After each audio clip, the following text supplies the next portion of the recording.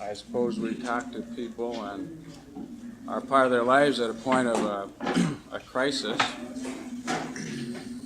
People facing the possibility of loss, separation from a spouse. There's frequently talk of suicide and threat that wanting to compel a spouse to stay with the marriage. I think that's all I'll say right now. Okay, my name is Pat Williams. I'm from Hastings State Hospital. I'm trying to figure out why I'm here myself. When I was asked to be on a panel, it was for crisis intervention. And in that regard, I'm president of Crisis Incorporated, president of the board of directors of Crisis Incorporated, which is a telephone backstop service for the suicide prevention service in General Hospital in Minneapolis. So I guess if anyone has any questions dealing with people in hospitals, I can give an opinion on that, as well as give some kinds of response to questions of suicide prevention. I have the same feelings. I don't really know why I'm here so much as in crisis intervention. I'm here representing Punil Corner. It's a crisis intervention phone service in St. Paul. My name is Kevin Teig. I also work at the night place drop-in on University of Minnesota campus. So my function with suicide has mainly been through an abnormal psych class and through phone work. So that's where my relationship with this thing goes. My name is Dave McCaffrey, and I'm from Walk-In Counseling Center on Chicago and 24th, not too far from here. And that's an informal mental health center. It's in an old house. We've been going about 3 years. We're staffed by mental health professionals and graduate students in mental health training programs. We see ourselves as an alternative to existing mental health programs, I guess basically meant to serve the alienated people who, for some reason or other, are not going to existing mental health centers. And we don't have any fees, and it's a walk-in basis, first come, first serve. We are short-term. The people who will not go to other mental health centers, traditional ones, we'll see on a long-term basis. We do have a good working relationship with all traditional mental health centers, and we refer people to those centers when we feel that they, would go there. See ourselves in that way. See ourselves as a liaison between the alienated people of the West Bank and other areas of Minneapolis. Although we see people of all ages. And my background, I'm more of an administrator, walk-in counseling. I'm not a professional. My background, basically like Kevin's, has been working at a telephone crisis intervention center. I also still volunteer at Punil Corner. I've been there for a little over a year now. And that's been I'm not an expert on stress. I guess I thought I was going to talk on intervention too. I'm not an expert on stress. I have some ideas about it. I think many of you have as many ideas as I do. I think maybe the best thing would be for us to just kind of throw out our ideas and share them, and maybe if we have some conflicting views, share those too.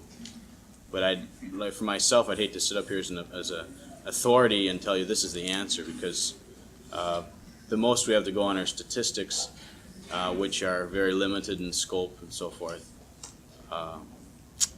So that's kind of where I'm at with the whole thing. I was just going to comment. I think little sign says stress, and I don't, as far as I'm concerned, no reason why it should be limited to that, especially since everyone seems to know a lot of other things pertaining to suicide. So as far as I'm concerned, maybe we can of course get into that, but it's not limited to that particular aspect. Okay. I'm Dorothy Heisler, and I'm from Trevella. I am a teacher.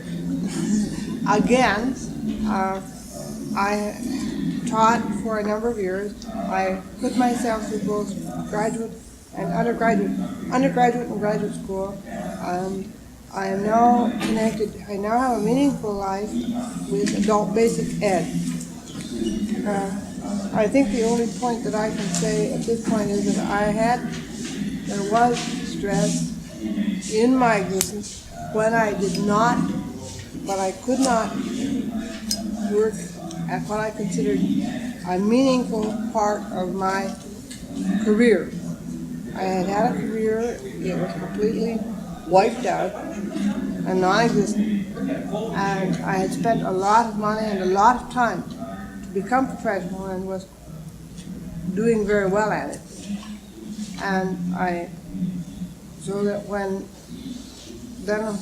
you got to Trevilla, there's a great deal of things, many things to do, which didn't have anything particularly tied to my professional background, but a lot of things such as feeding and other things that I enjoyed doing, but they were not necessarily tied to anything that I had learned to do. And so that now all I could say was that Dr. Bratner said something about a meaningful life. And I think meaningful to everybody means something different.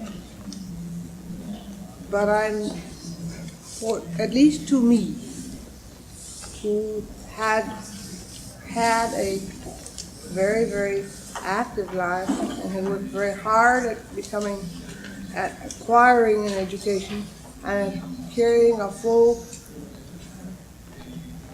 load as a paid instructor in any public school system for 18 years, then being flat on my back and vomiting every other half hour. Life didn't have very much meaning of anything, and I was not in my chair. My chair is only a 2-year thing, so I'm having to learn to get used to it. And I had learned to walk 6 times previous to getting into my chair. So that life got decidedly more meaningful when I went back to work, even though I was still in my chair. And if you've always walked around on your feet, and you particularly have had to pick yourself up and teach yourself to walk again, you are quite aware of all the pain and all the work it takes. And then when you finally find yourself in a chair and having to stay there, it's a different kind of life. And it takes a little adjusting. And then with nothing to do that I recognize as real work, I found it very, very rewarding to go back to what I knew of, at least what I call work and a meaningful existence. My name is Dave Reed. I also am in Trevilla, Robbinsdale. I guess that my criteria for being here would possibly be just about the same as anybody sitting here. That's simply the mere fact that I have at one time contemplated suicide, and I venture to say that anybody here that says they haven't is a liar or a fool. Prior to my accident, it was a diving accident. I'm sure I contemplated suicide, and I fantasized with it as everybody had, or has at one time or another after my diving accident, which left me very well paralyzed and broke my neck in 3 places, and was not supposed to live. The doctor didn't have much hope for me.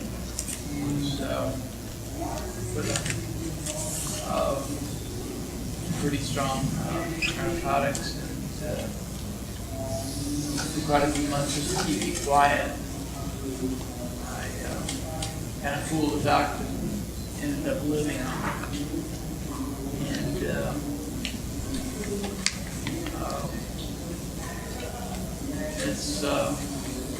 this all led me to kind of a whole new life.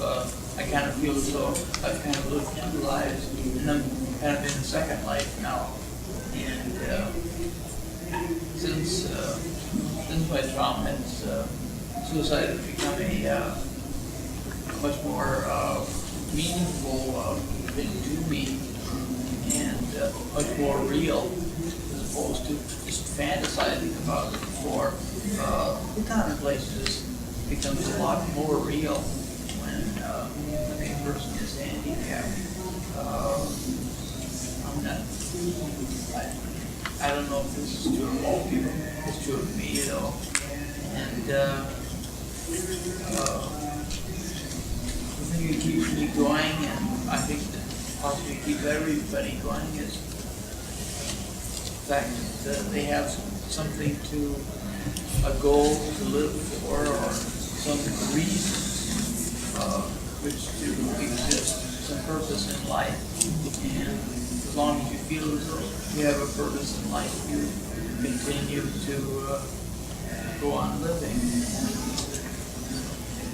Life with me, possibly a lot of people, is not the easiest thing, and it's by no means fun at times to live. But you press on because you feel as though you do have a purpose. I feel as though there still is purpose in life for me, and this is why I continue to go on living, and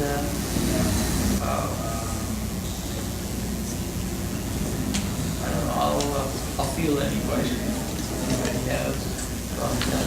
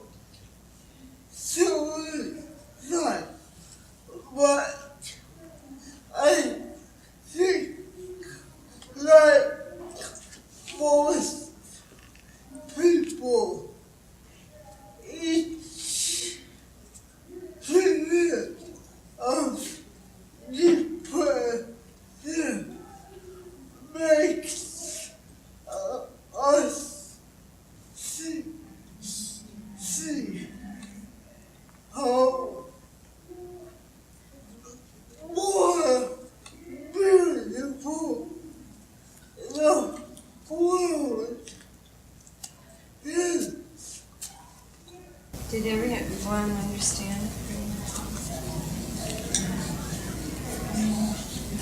This is Hall Row, also from Trevella. God, how much money.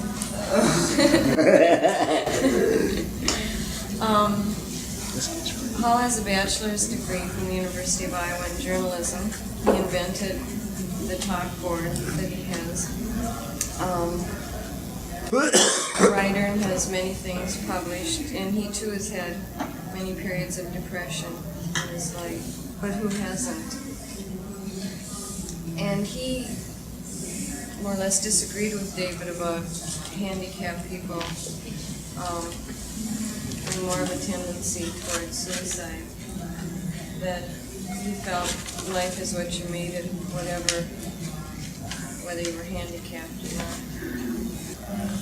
Yeah, I felt as though I was only speaking for myself. Okay, when he's saying it may be different with, like David, who's had an accident. Paul was born, see, he'd been handicapped all his life. And David was physically normal and had an accident.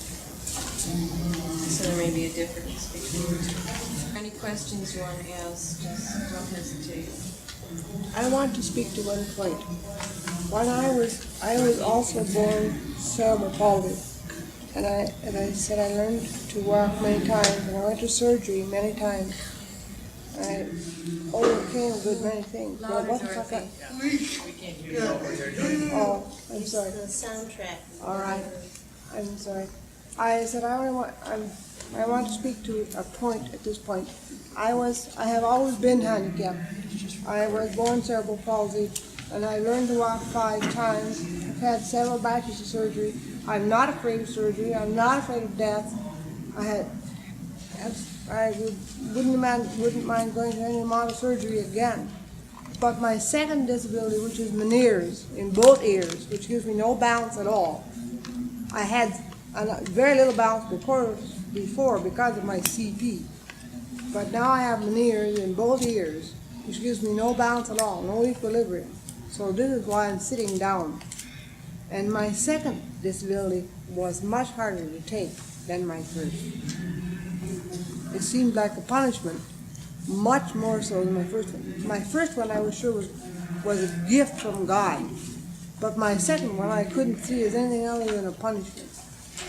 Excuse me, I believe in our trip around the circle we somehow bypassed Mr. Hokel's. I'm sorry. No, that's fine. I'm awfully sorry. I didn't mean to cut in. No problem. I'm Henry Hoklas, H-O-K-L-A-S. I'm chairman of the Minneapolis Age and Opportunity Center, which is an organization of maybe some 4 years in age. It's financed under government funding and with the backing and help of Abbott Hospital. We conduct a number of things for aged people. Abbott Hospital has a clinic which we oversee as far as the people who go there is concerned. We call a diversity of things for aged people is our goal, is our aim, and we call on people, we visit them by telephone, we have ever so many volunteers who work with us, as well as a paid staff of a group of people. Mrs. Daphne Krause is our executive director and very much interested in this cause, exceedingly hardworking.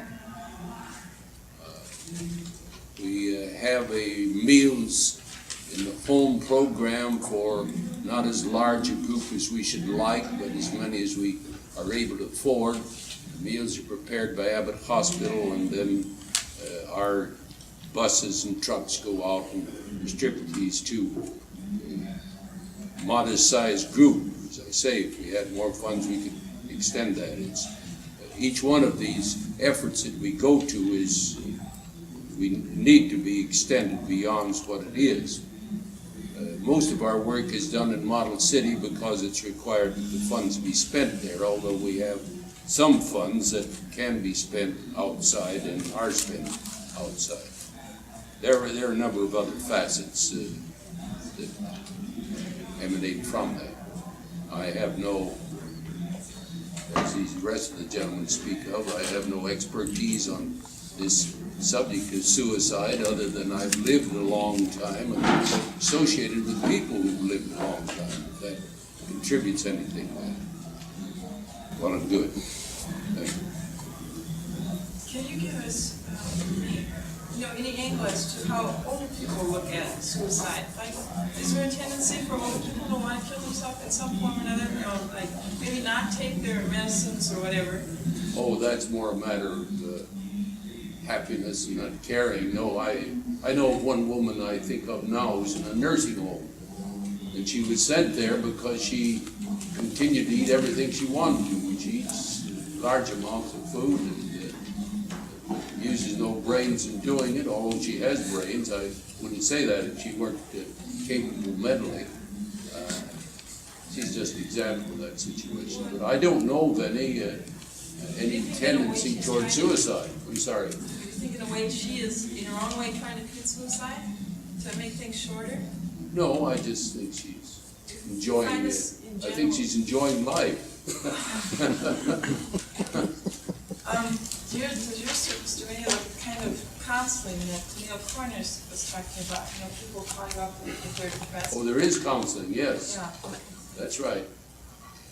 People do become depressed, and they have counselors, both volunteer and paid counselors who look after that. I'm chairman of the board and as such, why I keep the board meeting going, which meets once a month, and also I look after a number of other things that come my way on account of my being chairman. I think one thing that's brought up that, and of course we don't have any statistics or anything to back this, but that in the current life process, as things become more complex and keep building to sort of a never-ending high, that some people find very difficult to get off of, especially in an older state, especially when I guess a basic need of an individual, a need to be needed, to satiate yes. your basic, sort of rationale of why you're existing. Another point that you don't need a reason to die, you need a reason to live, and that I think would tie in. That's right. To some of the problems with older people. That when you wake up and you don't have that reason to live, you don't need the reason to die. There are ample opportunities to, in handiwork and that sort of thing, in another organization, Senior Citizen Center, that where a person can do things that he likes to do, or she likes to do, of course. Many just want to play cards, and well and good. Some want to dance, they do. I work with a group of people who I'm included in that group where we make toys for nursery school children. Toys that probably they wouldn't have if it weren't for this particular shop. So it goes. A lot of other handiwork things that where seniors do get interested in. That's another organization outside of Mayo. Mayo looks after the mental welfare and the physical welfare and that phase of it. I have a question. I don't know. I can't remember names.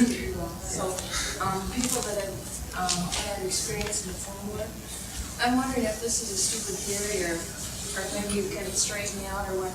I'm wondering, what makes a person, let's say maybe two different people who are under the same amount of stress, react differently. One to choose suicide and give up, more or less, which is my interpretation of suicide is giving up. And another one to go on and fight harder and possibly to overcome it. Would you say that it's basic? Maybe like one person has a lower threshold or how much they can take. And would it be like a basic weakness in character, personality, or is it something that we all have inside of us, but we just don't reach? We have to, some people don't reach it as quickly as others, or what's your comment on it? Did you understand what I said? I guess you're talking about an area called individual differences. And I hope it don't sound like I'm copping out, but people are very complex. And wow, if you could pinpoint, why someone turns to suicide and someone doesn't, I guess you'd have to, for one thing, you'd have to go back to their whole life and see the various reinforcing factors, how well they can deal with anxiety, how well they can deal with failure. It's really hard to get too, I don't think you get to, people are so different, I don't think you get two similar situations where you could say this is, with these given factors, both of them had the same set of factors, this one turned to suicide and this one didn't. I think you're talking about two different people. It's really hard for me to address myself to something like that. And there's no general, what do you want to call it, weakness or common weakness that would be like involved with people who call. I mean, people who call like would be, I don't know, basically people who need, feel that they need help in one way or another. But you wouldn't say that suicide maybe has this one general idea or one general feeling that people reach down to, or it would be individual. Well, you can look at it in areas of alternatives, alternative ways of coping with their life situation. Some people see suicide as the only way. Maybe they've tried, everything else they can think of. That's one of our roles, is to help people maybe see more alternatives. A lot of people get tunnel vision. They're so uptight with anxiety and depression that they can only see suicide as the only alternative course of action. Sometimes it's a problem-solving thing. They can only see that as one alternative, and there may be 3, 4 others. That's one of our roles, is to help them see some other ones. Anybody else have any comments? I don't know whether I want to comment on that or not. I don't. No, don't feel obligated. I just Well, want to I make sure disagree that if you do, with some things that were said, but I don't want to challenge you too much. Challenge me. So it's all about. Just get it out. Okay, I see people who call into a crisis service as primarily being people that tell themselves dumb things. They tell themselves that no matter what I do, everyone that I run into is going to reject me in some way. Why do they call the center? Don't. It seems to me that if someone that is going to or contemplating suicide that would call in to a crisis center really is looking for another out. That's right. In a sense, why would they make the call? Now, obviously, I don't know. I have to say that I'd be a very poor subject to call into your suicide prevention center. Albert Camus, in his notebook, I can only paraphrase what he said. I can't remember the exact quote, but he said something to the effect of anybody who is really serious about committing a suicide, maybe it is a generalization. Probably there are, without doubt, exceptions to this. But anybody who does probably call into your suicide prevention center is more or less flagging, and by that I mean more or less saying, I'm going to be at such and such a bridge at such and such a time. Please be there and help me and talk me out of it.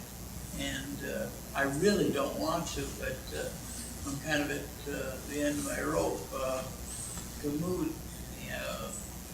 simply says, if you're really interested in committing suicide and you've made up your mind on just keep your mouth shut and go ahead and do it. And don't bother talking about it and bother a lot of people about it, because it gets a lot of people uptight and really becomes a burden on Don't you think that's a lot where of people. the threat part comes in?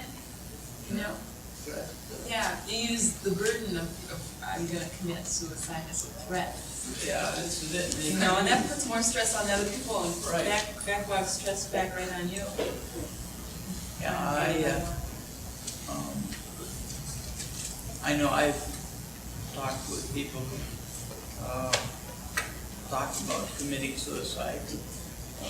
This makes me uncomfortable, and I would feel that I'd rather not make people uncomfortable if I had come to the point where I felt as though it was time to commit suicide. That I'd rather not bother other people. And the problem of feeling as though they knew something about it if I carried it on through and didn't finally commit suicide. I just plain do it, and I've done with it. It seems, I don't know if, because I haven't made it to that point, obviously I'm still alive. I don't know if that's exactly what I would do. You can never say what you would do, but I believe this is what I would be doing. Quite often people say committing suicide is the easy way out. The times that I have contemplated it very strongly, I find as though it's a rather difficult thing, and it is not necessarily an easy way out. It takes, as far as I'm concerned, quite a bit of tenacity on a person to do it, to carry through it on it. Excuse me, are we following your train of thought, or are we just saying the same thing that you're saying? I agree with what he's saying, that people that do, are serious about committing suicide, do commit suicide and don't call in a service. And between that point and between people that are looking for attention is a hell of a spread. A spread where people will call in and say, I've got a gun and I'm pointing it at my head, and if you don't do something about it, I'm going to kill myself. And they may accidentally, in fact, kill themselves. You were talking about convincing yourself of. No, about telling yourself dumb things about yourself. Could you follow up on that a bit? It seems as though we sort of switched from there. Okay, Well, is it worthwhile for a person who's gone that far, as far as humanity is concerned, is worthwhile to try to deter or prevent his action? I think that one of the things that suicidal person is really kind of ambivalent as far as my own personal feeling and those that I've talked to. Really ambivalent about, on the one hand, wanting to go on with life and yet not wanting to go on. And I really see the call as kind of reaching out, somehow rescue me from what I'm thinking about doing at this point.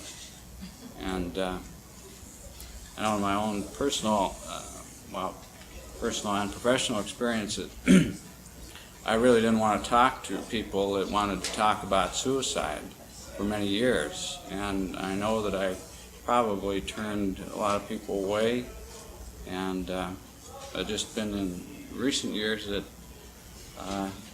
I've personally become a little more comfortable that this is something that's common human experience. And I'd like to kind of underscore, you read a lot about people that might take sleeping pills 15 or 20 times, and then they halfway attempt to commit suicide, or somebody that might, keep slashing his wrist or something over and over again, and at the last minute might call the doctor, and straighten things out. And I was wondering if there's any criteria or way you can tell a person, for instance, that might habitually do things like, might take sleeping pills 5-6 times a year and attempt to commit suicide, and somebody that, is really going to. Is there any way you can tell if those kind of people generally might commit suicide, that habitually do something like that over and over again? How do you treat something like that?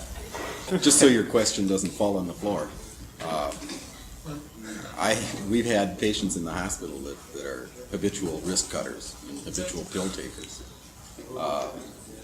And for the most part, the habitual wrist cutters don't cut very deep slices in their wrists. It's not really, like most everyone knows that you have an artery in your wrist and that if you cut it, you will in fact bleed to death. But I can show you people with, slashes all the way up their arm, just that just barely cut the skin and allow it to bleed.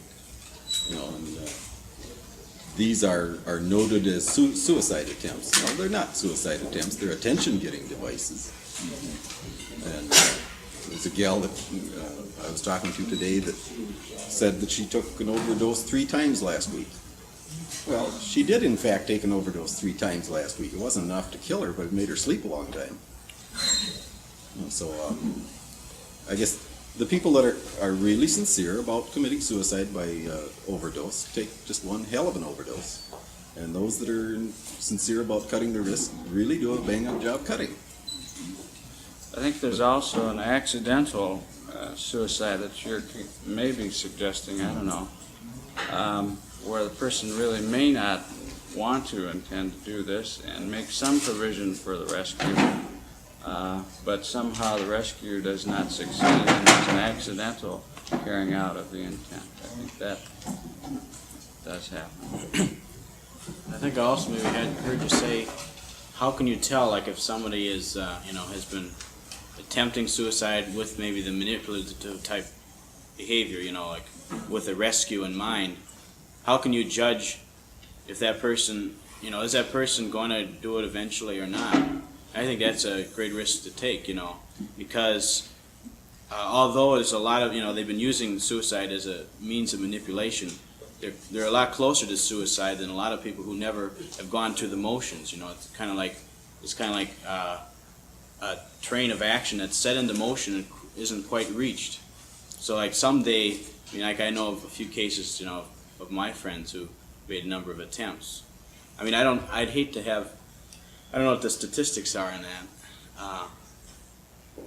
I think people who have attempted suicide, but see, this doesn't say what kind of attempt. Was it an attempt where, they were saved? That if no one came and rescued them, they didn't set up the rescue, that they would have died. But I'm saying, just the idea of attempting it, they have that behavioral pattern in their mind, and sometime, it's a lot easier to just take, the extra 5-6 pills that may do you in, you get that far, you're that much closer. So I'd hate to have, at least from my point of view, people think, well, this person who's kind of like crying wolf all the time, let's ignore the person. I think maybe deal with, if I was dealing with that person, I'd say, I realize that you have used this in the past, and keep the person aware that he's using suicide to manipulate people and to get attention, but not to dismiss the person with the idea that he'll never commit suicide. Because I was saw this television special on a couple of years ago. It was about some suicide prevention thing in San Francisco, and one of the people on the phones was talking. They kind of were joking about, some people that would call in, like 4 or 5 times a week, the same person say, I think I'm going to kill myself.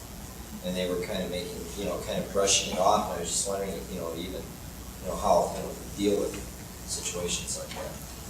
I think one general kind of rule of thumb that's helpful, is to know as much about a person's social situation. It's hard to talk about suicide in the abstract without, what is the situation in which this person finds himself? Has he lost a son or a spouse or a parent or some significant caring person in his immediate life, a girlfriend or boyfriend or something like that?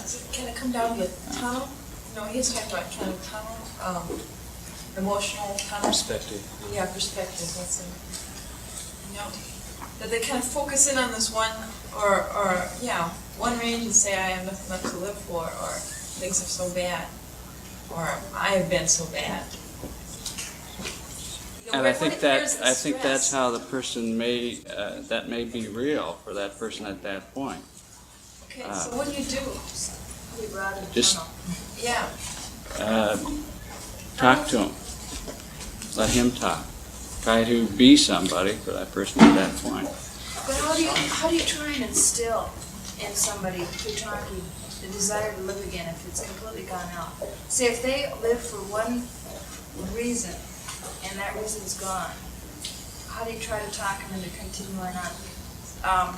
Basically what you must have to do is try to replace that reason with another desire, another goal. And how would you How would you go about doing it? Can a person actually do that if the other person doesn't want to? No. No. That's a problem. A lot of people, especially when they start out working on the phones, feel they have to take, in a point of fact, maybe they won't admit it, but feel responsible for that person on the other end. What am I going to say? I might say the wrong thing, he might pull a trigger.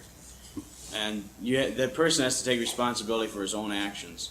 And he's called you up to help him, as a plea for help. And he's the one that's pulling the trigger, and I think that's a major thing to talk about, for one thing. There's nothing, it's from the point of view of what's he going to do. He's got to take responsibility for his own actions and his own feelings.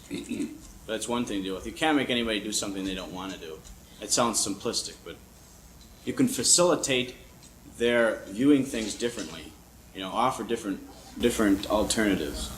How Okay. would like you to deal more with somebody that commits suicide to get attention, or they want somebody to care about them? And more specifically, how do you deal with it? Paul, is that back to the attempt thing that we were talking about? Cutting your wrist, attempt to get attention? Is that back to that? Somebody that wants you to help them. That's my kind of suicide. Is that what you want to talk about? I think statistically, in my abnormal psych class, the person who calls in and asks in essence for some type of help, statistically, it's the 3 months after that are the most trying period for the person, and this is the time that you watch the person the closest, and if they make it past this first 3 months, the chance of them continuing on with suicide is greatly diminished, and this probably would be the person or is manifested by the loss of maybe a loved one or something like that, and the person is not just somebody who's constantly calling you. I don't think I want agree with you. I think if a person is suicidal, he will be suicidal throughout his life. Oh, maybe I missed, maybe you didn't, maybe I didn't make myself clear. I was just saying that what I've read in textbooks, and apparently what they found out statistically is that for the 3 months after the person has made a call and contemplate suicide because of some type of trauma or a shock which has come to them. This is the most dangerous period of time, and if they're able to make it past this first 3 months, they'll more than likely be able to make it. But the chronic suicidal person who has suicide on their mind, I believe you are quite right. This is something that just possibly will carry on always, and there's really no time limit on that. But this we don't. The 3 month period was given as a period of time for the person to make the adjustment after something has happened to them, which has been rather extremely trying on them, and they are and they make they let somebody know that they're very much contemplating suicide. Hall would like to throw this out to the group. He'd like to get the group's reaction to kind of a point that was brought up. Is anyone born suicidal? Is that something you're born with, characteristic you're born with, or is that something culture has something to do with? Is there such an animal as a suicidal person that's going to stay that way for the rest of their life?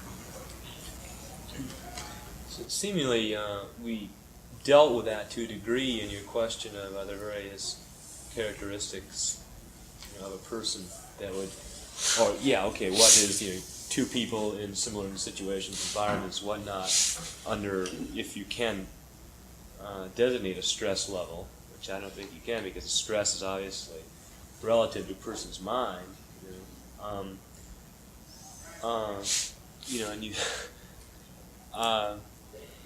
you mentioned it was just, it's extremely complex. You can't. Well, I think it's the heredity environment issue, which is, been debated so long. Yeah. Generally, I think in the area of behavior, you inherit certain tendencies, and if the right circumstances come about in your environment, in your learning situation, that makes for a certain constellation of behavior, a behavior pattern. You know what I mean? Could that be applied to, just off the top of my head, various cultural traditions, let's say an Oriental tradition, Japanese, during World War II, the instilling of the honor that would go with the various suicidal missions, or the unwillingness to face various dishonors.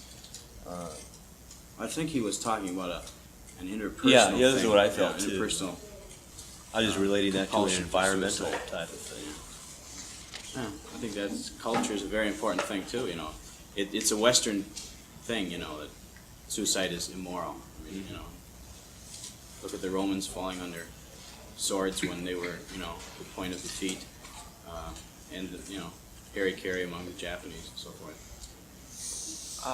I can't say you're born with it, but some things I can throw out on categories of people. In reference to the University of Minnesota, the IT department at the Institute of Technology has the lowest suicide rate amongst their students, while the graduates in English are on top of the list.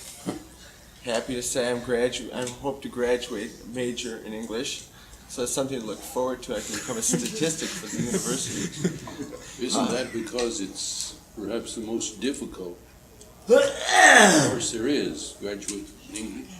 I see it not so much as the difficulty of the course as, I see IT people working with machines and English people working with feelings and emotions of people. And you're dealing with different kind of people in a sense. Yeah. Another kind of interesting way to look at it is psychiatrists have seven times as many psychiatrists commit suicide as the national average. I start wondering then about the stability of psychiatrists, but that's not a personal thing with psychiatrists. I want to just throw this out. This has something to do with this really stress stuff we're talking about, but very interesting thing to do if you're thinking about committing suicide is go to a mortuary and look it over really good. And see what your relatives are going to see when they pick up your body or don't find your body, whatever.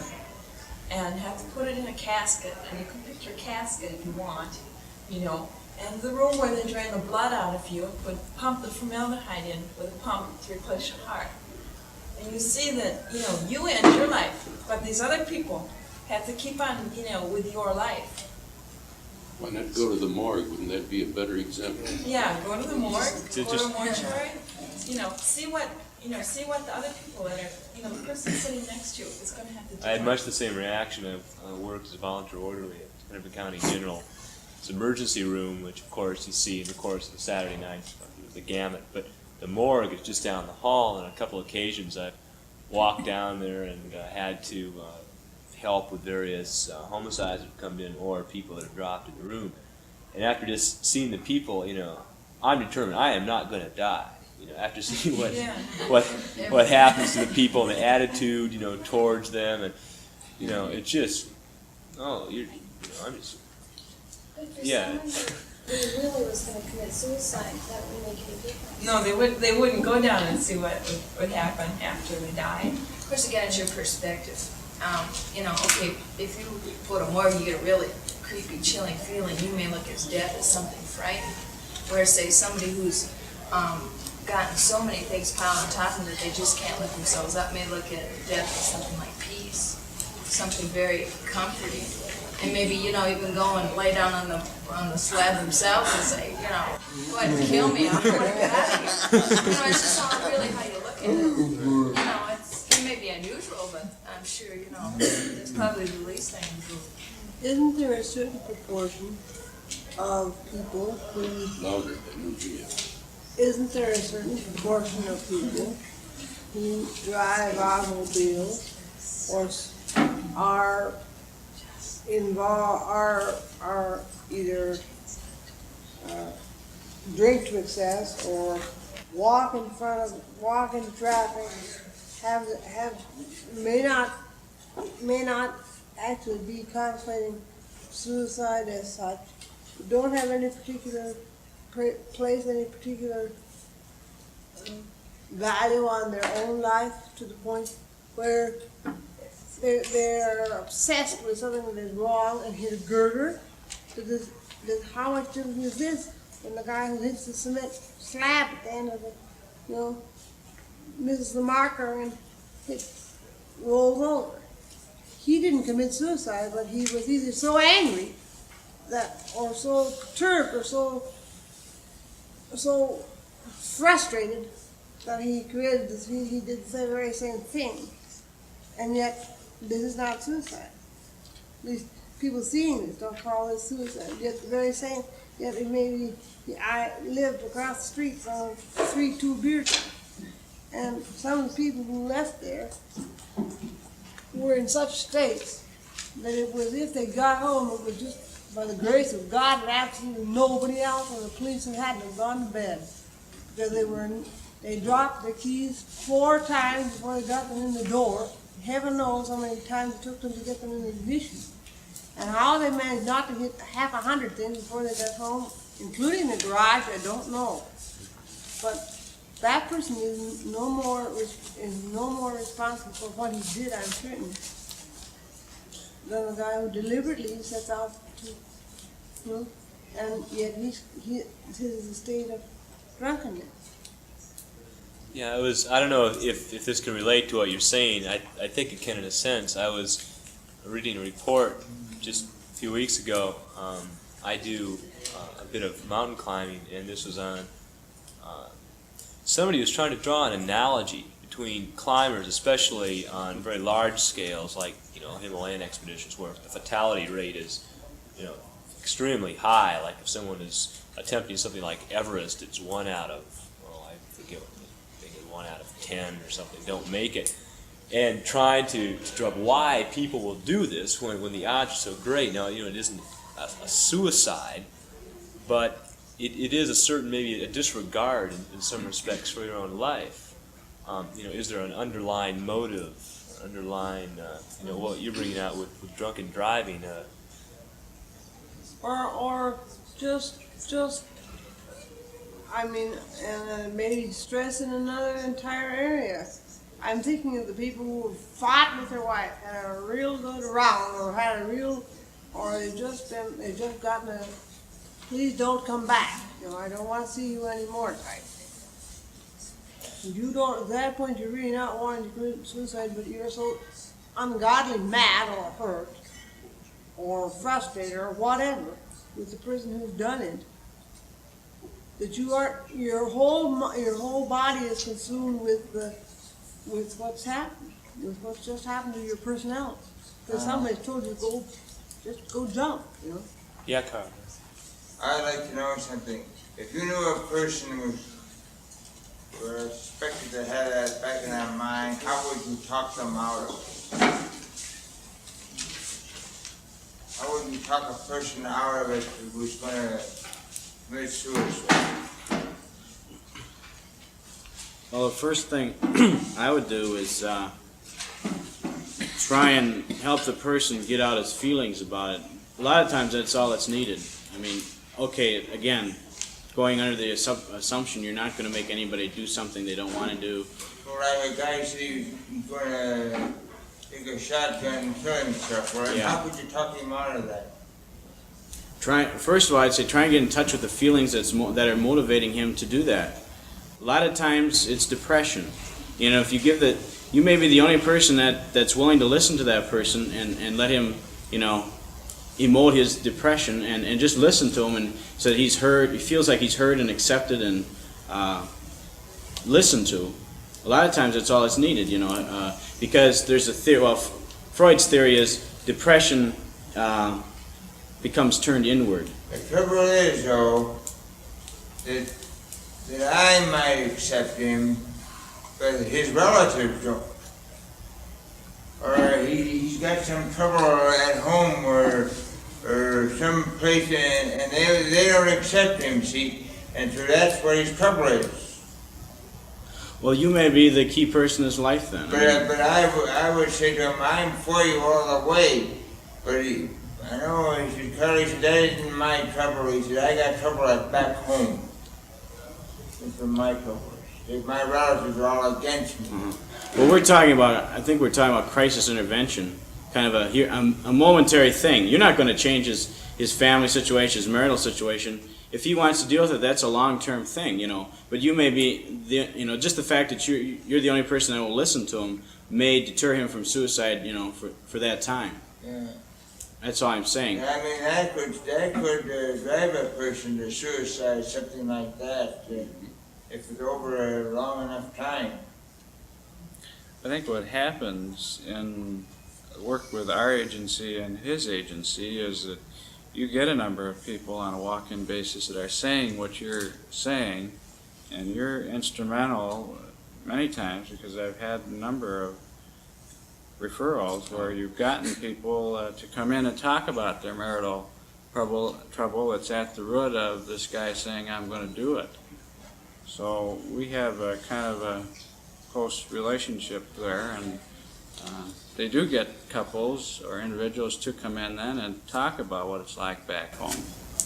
And hopefully that leads to some better resolution of things. I don't know how relevant it is, but I think there's a very definite distinction between two different types of people. Somebody was mentioning the statistics on mountain climbers, 1 in 10 or something like that. I often have thought of becoming a stuntman in movies prior to my accident, and used to enjoy just the kind of the little game that went along with just seeing how close you could come to almost killing yourself and not doing it, really not having any intention of killing yourself, but just doing something for a thrill, and the person who is really very depressed and is planning on committing suicide. These are, I think, two completely different types of people.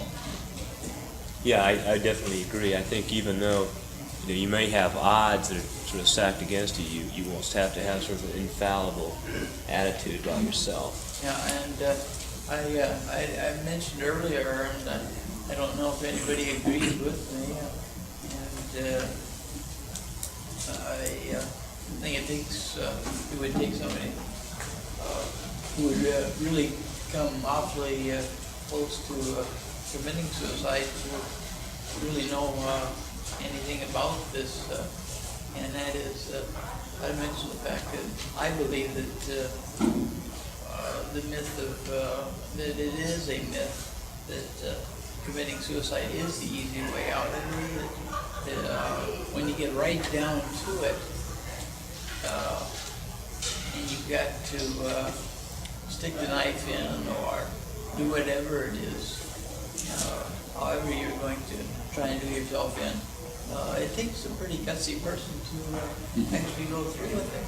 It is not the easy way out. At my ebbs, when times have been pretty bad, and I've possibly sat at the top of the stairs and looked down there, wondering whether it would be easier to, wondering whether if I went forward down the steps or backward down the steps, which way would be the surest way of killing myself. So I didn't mess up and bungle up the job and find myself even a little bit more paralyzed than I am right now. This is something that it takes quite a bit of guts to actually just back off, I believe. I believe it is a very, I think it takes a rather, either an unstable person or a very brave person to actually make it to the final act.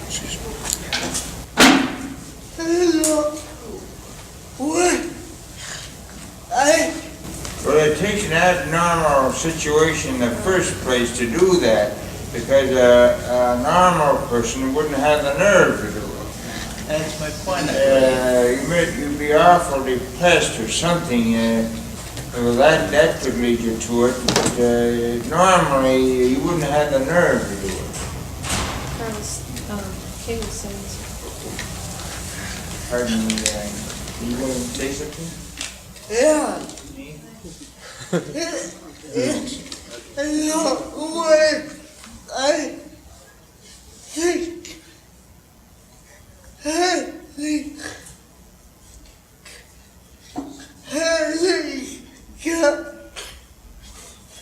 People are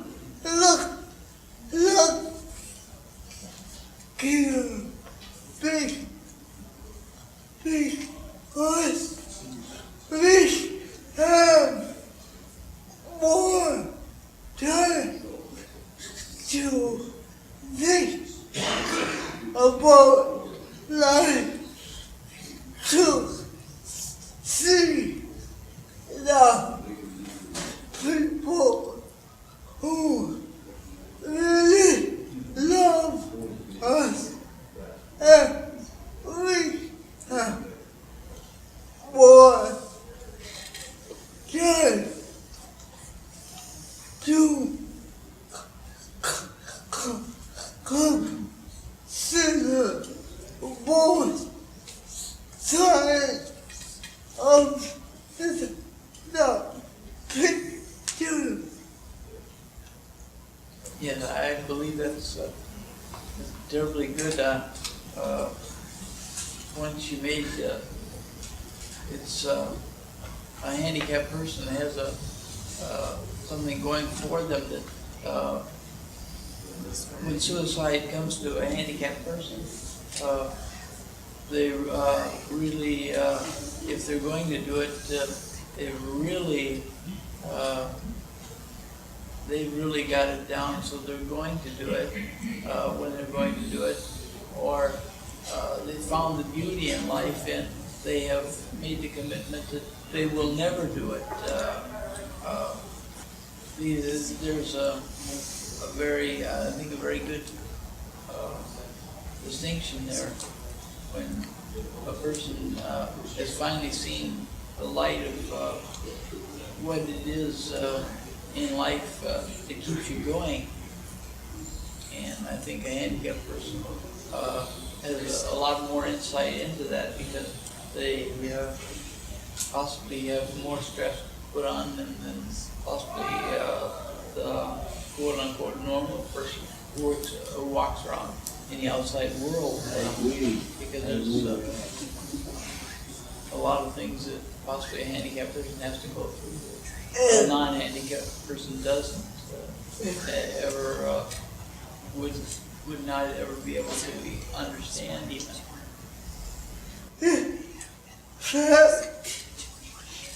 Just before this tells somebody asked me how I would commit suicide if I wanted to. I really don't know how I could because I can't treat myself very well. Where there's a will, there's a way, I'm sure. Yes, go ahead. What Dave was saying, that it don't run large and fun years. I think that is full of it. I believe that if that chicken's the way out, the cause would be easier when you have a lot of problems and such things to get yourself to try to overcome. I don't see how it takes that much guts ever to kill yourself. I would disagree there, saying that it's kind of nice and easy to sit around in a panel and say what you think you would do. But when you come right down to having a loaded gun right up against your head, whether you'll actually pull that trigger or not, there's that moment of truth, whether you'll do it or not. All right, rolling downstairs. Whatever means you finally decide. It's kind of nice and easy to talk about, and but when you come right to it, whether you're going to do it or not going to do it, and you're right at it, I think there's the moment of truth, and I think you have to come right to that point to find out just how gutsy it is to actually. What you have to say close to that so much that then know what I'm talking about. I believe I've been there.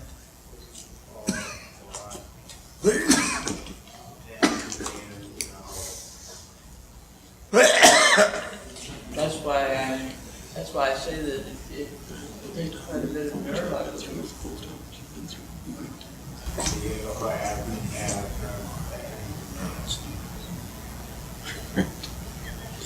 Yeah.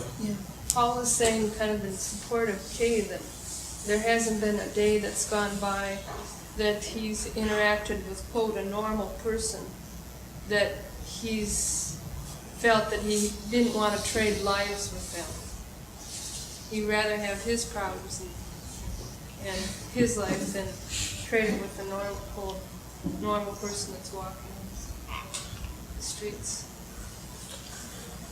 Yeah, I think we probably should begin to wind this up, so to speak, maybe the next 5-10 minutes. So, if you have any other questions or comments you'd like to make on what we've been saying, or reactions to what some of the panel members have been saying, Anything like that? Yeah, go ahead. This is the school. I tend to agree with you. For example, I've never really, a couple of times, just to sort of test my own nerve, I've even tried to, for example, fall on my face, keeping my arms by my sides. It's a very difficult thing for me to do. Well, that's just. And that's not nearly, just to deliberately try and hurt yourself. That just hurts. You've never really been to that point. Well, no, I haven't, but I think it takes a very decisive person to commit suicide. But it's one thing to try to hurt yourself, because you have to live with the consequences. It's another thing to try to get it all over with, because you don't have to live with the consequences. Yeah, but it's still a very decisive, I think it's very hard to make any decision in either life or death that's irreversible. There's one thing that people should assume automatically is that once you make the decision to do suicide, like, you don't get a second chance to decide if it was right or not. Like, that's where I think you can focus on the issue of if you want to play academics and say, well, I think it is gutsy and I don't, go back and forth. I think if you want to focus on the issue that should be focused on at that point, is that is the decision. Once it's made, it is done with. You don't get to say, well, man, I think I was wrong. I'll retrace my steps and take the other path. Like, that's your final decision, and that's it. And that's the hard point. If I can just take a second, Hank, I'd like to throw out about 5 things that have been said. I've been saving them all to lay on all at once rather than shoot them one at a time. In my frame of work, which is crisis intervention, it's a spontaneous, momentary thing of a person calling in. In the crisis situation, okay, so the attitude somebody was talking about, like, people calling in really aren't serious.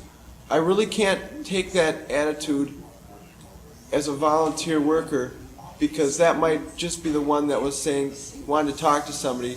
And we've had people, luckily it was only a game, one person pulled the trigger while they were talking to a worker. And we've had actual people do take pills and not get there on time, and they knew they wouldn't. Like, they said near the end of the call, well, I'm sorry, I've done an OD, check you later. And that's it, and they get there and the person's dead. That's a reality thing. To me, I have to try and get in touch with the extreme amount of loneliness, depression that a person must have to call somebody they don't know, talking to this little black box of pure impersonal.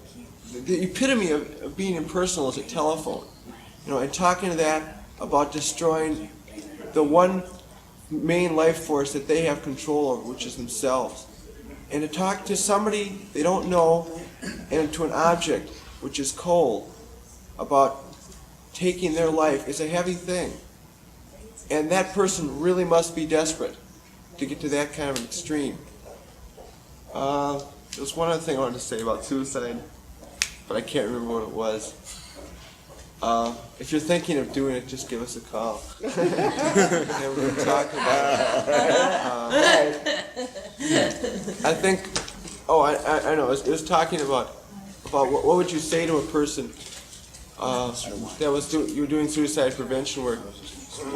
What my function is, as I see it, as saying to them, are you sure this is your only alternative? And, are you taking other people into consideration when you're doing your action? Because that's the heavy thing. Somebody said, maybe you should send these people to the morgue, and I can see these people that are killing themselves to get at somebody. There's the old philosophy that when you commit suicide, you're killing somebody else. And so I can see them going down to the morgue and seeing these people really gruesome and saying, boy, I gotta get them, because I'm gonna look like that, And to end up what I've got to say, and I'm gonna shut up and let it finish up, is a joke that I train people to handle the phones. And when we get to suicides, I also say this joke that I saw in a magazine.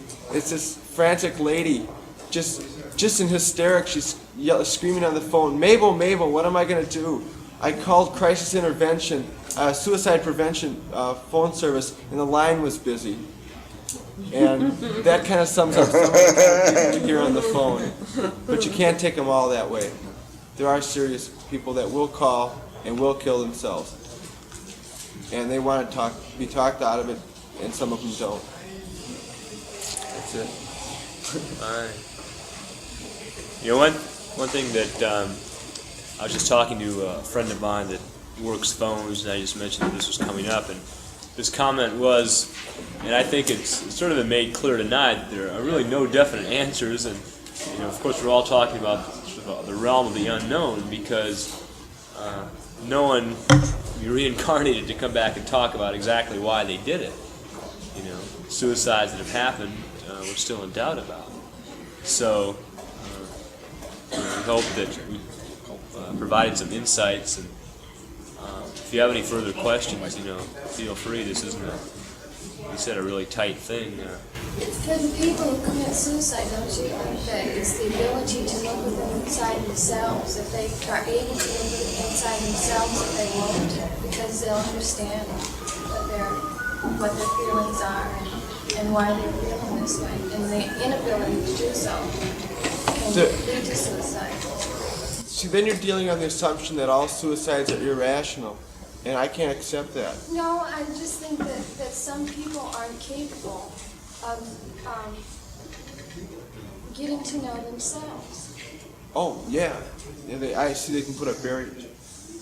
Right. Yeah, okay. But what I'm saying is that there are rational reasons to kill yourself, and I accept. That's one of the, now I remember one of the other things. That's a real hard decision. I'm in a very awkward position. I believe people do have the right to commit suicide, and that it can be a rational decision made logically, and I can see that as being the only alternative in some situations. That's hard for me to deal with when I'm dealing with somebody on the phone and they're saying, I'm going to kill myself, and I'm thinking, that fucker should, you know? I mean, he really should do it. He is so bummed out, his things are really bad. I really sympathize with him. He probably might be better off. That's a hard thing to deal with, because then I have to take the attitude of, are you sure that you want to do this, you know? And that's really a strange position to be in. Before you break up, could I just ask some people to help, like, bring the wheelchairs, the people in wheelchairs to the elevators? So everybody can help. An interesting thing, maybe in closing, I'd like to say, I heard Truman Capote say the other, one of the talk shows that people who commit suicide are really, the reason they're doing it is because somebody is driven them to it. He said rather than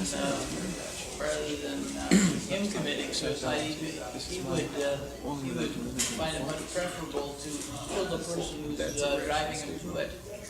I can see that. That's the only way. This is the most efficient, best way. Efficient and best. I don't know. That's kind of an interesting. Okay, another. I think There's a some producer. cases, Kill himself. you are driven to suicide by others. And in some cases, it's I know a lot of citizens. comes from within. How does he know? Your own bag. He was totally satisfied. What's happened? No longer. Why? That's what that is. Okay, No clear answer. So if they're Why everybody commits An suicide. entrance through yet. They're each different reasons. There's no reason to live.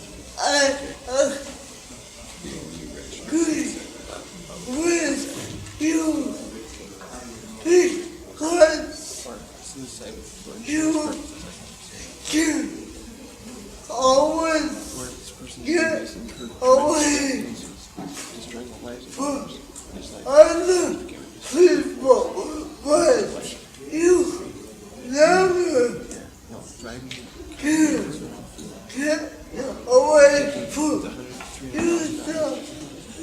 Okay, why don't we at this point sort of end the formal, thing, and feel free if you want to talk to any of the, if they have the time, afterwards. But I think at this point, 'cause I think some of the Trillo people have to get back, and it's dragging kind of on. So thanks a lot for coming. Really appreciate it. If anybody wants to know about Punio Corn, we can always use some more business, or anybody wants to get a poster up for us or something, we'd appreciate it. I'm in charge of PR. We get $50 for the year for PR.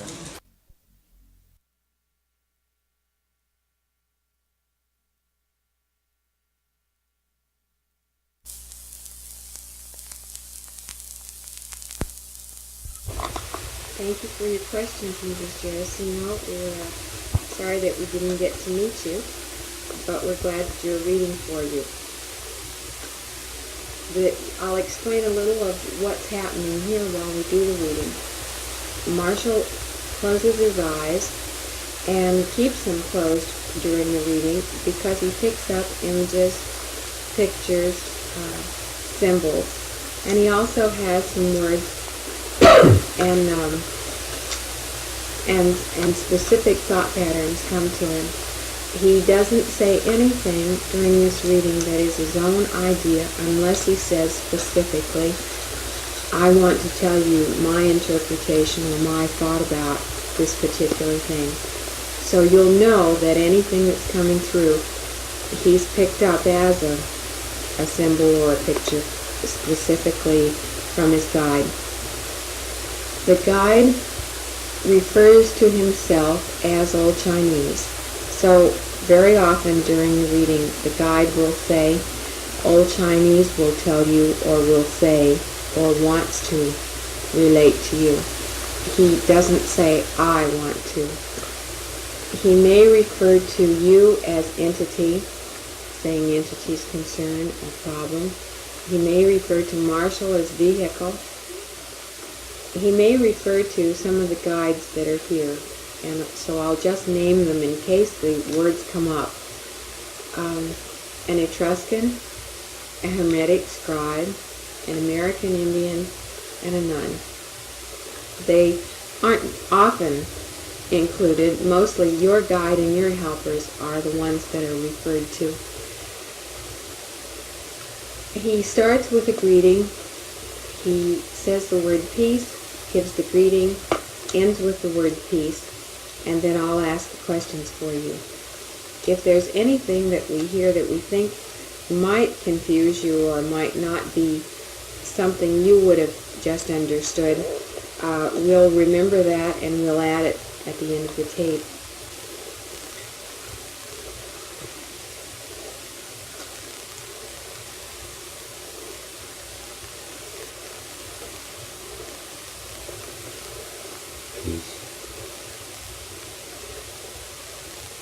The living spirit that lies within all life. Give peace of a butterfly, the softness of the wind, and the freshness of the morning spring. Blessings to all guides and spirits here. Peace to them. Peace. We're doing a reading for Dorothy Gerasimo. And our first question is, what would be helpful? It's not full in. That's all I have.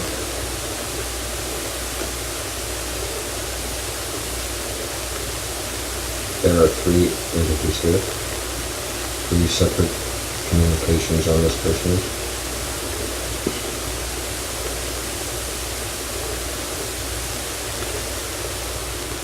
There has to be some kind of visualization or understanding of this person.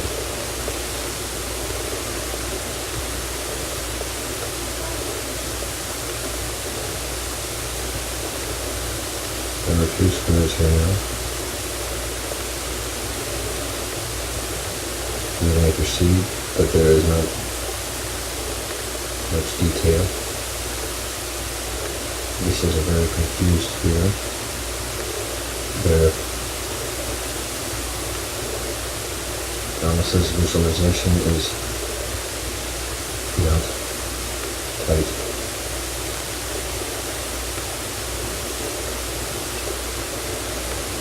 Should we wait and get further information?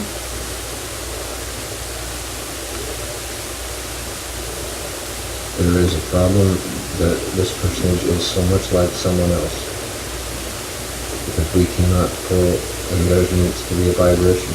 Is the writing hers? Yes, it is.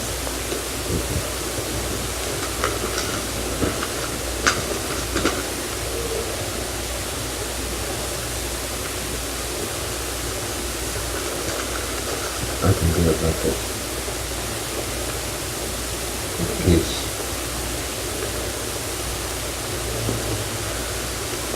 What would be helpful studies, experiences for my development?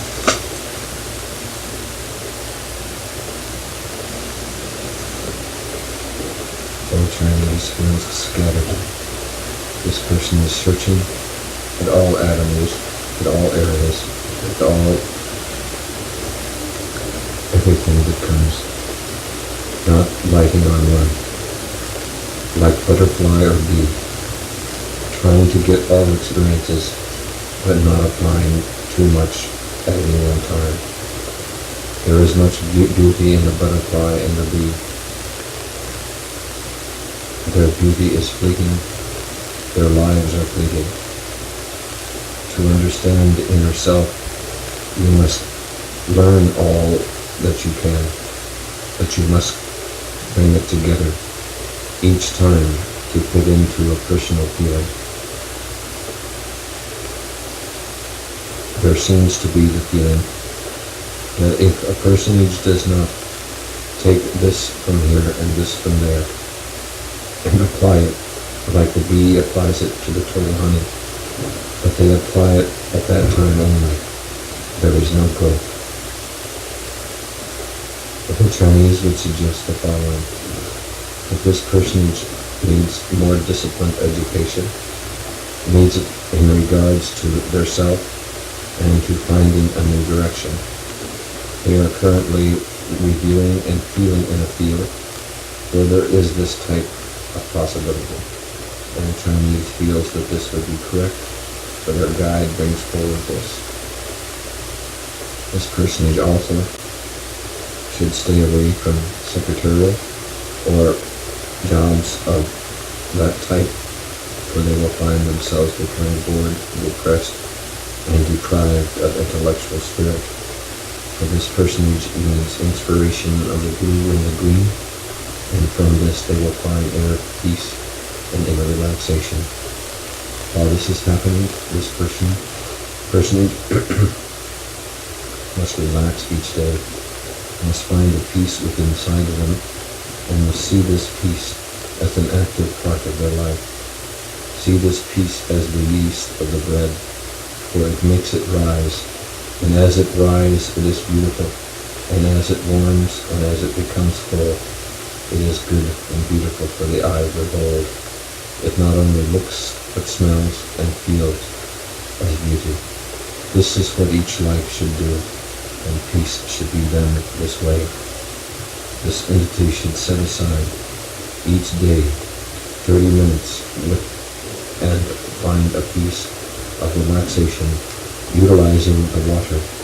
For this personage is a water person, is a personage of the water, and should utilize it in some way or another to bring peace to themselves. Peace. Her second question is, could I have some help understanding my 6-year-old daughter, Pillar Gerasimo, and our relationship? There has to be a visualization here. I can't. Her name's Pilar. Can you see it? I don't know. Old Chinese can send this from the vibration he's receiving. And this will not be much because he does not have the full name of this small girl. That's her real name, no middle name. There's no, some way, somehow, this is not the way the girl assumes. Old Chinese will follow it further through. The small girl's feeling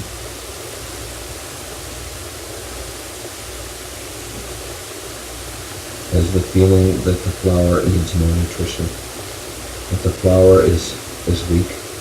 The stem is weak. There needs to be more calcium. There needs to be more thought of strength. There needs to be more vitamin C within this small personage.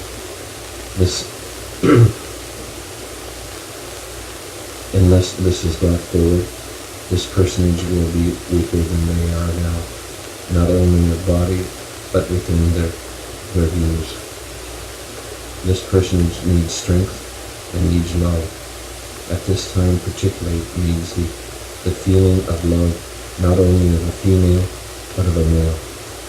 At this time, Old Chinese feels this hard, and the female must also give love of strength and of power. Without this strength and power, the small flower will have a tendency to become weaker.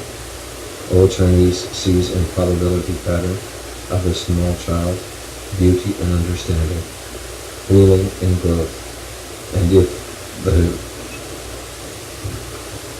the small child should not have sugar or chocolate. At this time, it is breaking down calcium more so than in most children. The calcium and the vitamin C should be taken together. Needs not only the calcium of milk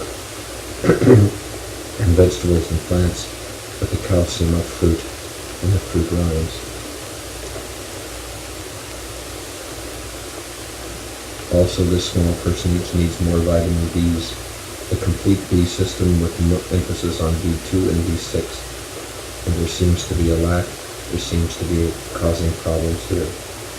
Small girl needs more empathetic relationships with older entity. For there seems to be some kind of lack of identification. If this continues, there will be a problem of health. This small girl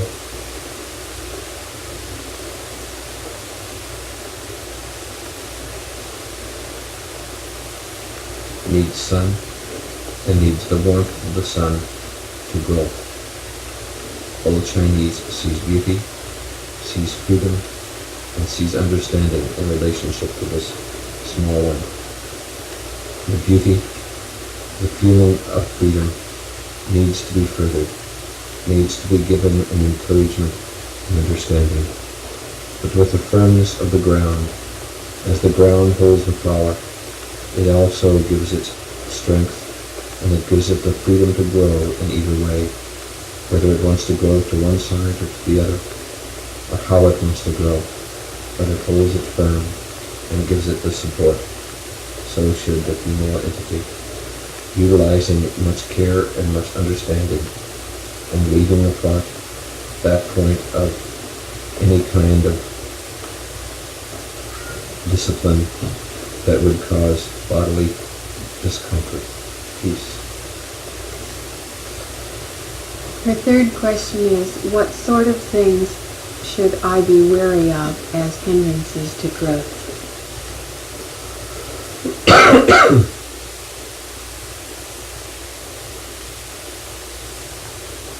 At this time, there seems to be a lack in regards to the male companionship, a lack of receiving the positive energy of this. This lack will cause a searching, will cause a reviewing of their own inner self. This lack seems to be deep within this personage, even though there are those around her who try to satisfy this, who try to give it its utmost feeling. Deep within this person, they know they are not receiving what they need. And it is because of this lack that there is a possibility of striking out and making relationships with the male that would not be lasting. If this personage would relax, feel free and peace, she will find drawing to her the powers of those close to her and the understanding of depth, communication, and peace. In her relationships, her intimate relationships, this is the biggest caution within her life. For intimacy is very much a part of this person's life, and they need to be chosen with care, with wisdom, and with understanding. In each case, if she cannot see within the person she is relating to, a deep yellow within them. If she cannot feel a yellow around them, then there is no wisdom, and this wisdom is much needed. Also, this